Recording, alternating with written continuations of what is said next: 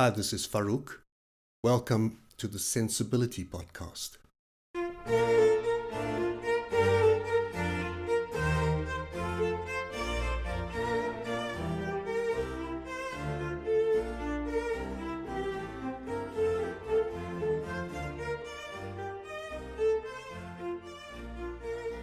There's a quote usually attributed to the writer Mark Twain that goes, "A lie can travel halfway around the world while the truth is putting on its shoes."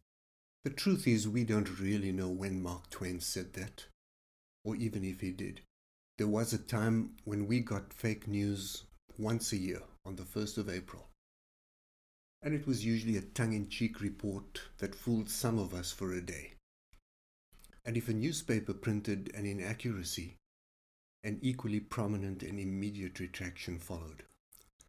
Back then, we got our news from printed media, radio, or television. The reports were similar, and we could draw a conclusion based on what was reported and form a reasonably accurate opinion on what the report left out. But today things are different. Thanks to the internet, we are bombarded with information all day, often out of context without any source referenced, on topics that range from the laughable. Bill Gates will give you a free phone if you forward this message to all your contacts, to the more serious. Bill Gates is no longer giving away phones, but wants to vaccinate all of us, to the dangerous, where the president of a country referring to COVID-19 as the China virus results in an elderly woman being attacked by two grown men and set on fire. Fake news. Fake news. Fake news. Fake news. Fake news. Fake news. But what?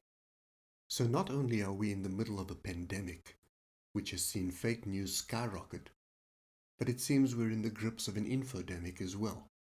And since there are a percentage of people who believe anything they read and just spread it out of the goodness of their hearts, let's look at how it starts. I did some reading online, and there are approximately 5 types of personalities that initiate fake news stories.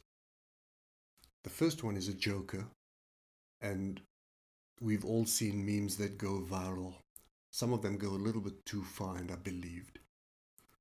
Then there's the scammer, and they have only one intention in mind: to get money out of your pocket into theirs. And the scams vary from trying to sell you things or extract personal data out of you somehow. The third is the politician, and we've seen China and America in the news almost on a daily basis, where thousands of fake news stories are spread over social media accounts which are also fake. The organization QAnon is an example, and these can drastically affect public opinion. For example, when they emerge during an election campaign. Then there's the conspiracy theorist, the fourth type, and this is a group of people who think nothing is as it seems, and they appeal to people who are looking for quick answers. So many people Google something, and the most recent item at the top of Google's search results is something they will often pick up and believe. And then finally there's the insider, where information supposedly comes from a trustworthy person like a doctor, and when you trace back, you can't find any information related to who the doctor is, where he qualified, what his credentials or her credentials are, and they're just non-existent people. All of them spread rapidly, and many of them go viral. And to combat the spread, we first need to realize that it is our responsibility not to spread untruths. So there are a few things you can look out for to make sure you don't get caught by fake news. Ask yourself if the story has been reported anywhere else. Is it on radio? Have you heard it or seen it on television? Have you heard of the organization that has published the story? If you're looking at a website, does the website look genuine? Remember, many fake news stories are designed purely to get you to a website so that they can generate extra revenue from advertising because of the increase in traffic. Does the photo or video you're looking at look normal and real? Does it sound believable? And if the answer to any of these questions is no, you might want to check out the story in a little more detail before you share it.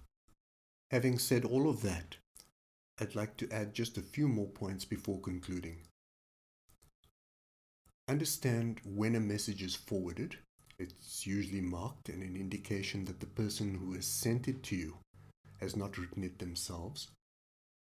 And when a message is forwarded more than 5 times, it has a special mark. So familiarize yourself with that. Secondly, you need to check photos and videos very carefully. Editing tools today use artificial intelligence and machine learning technology, which make it extremely tough to tell a fake photo from a real one. Hoax articles I've found are also very poorly written, so a spelling or grammatical error is often a giveaway.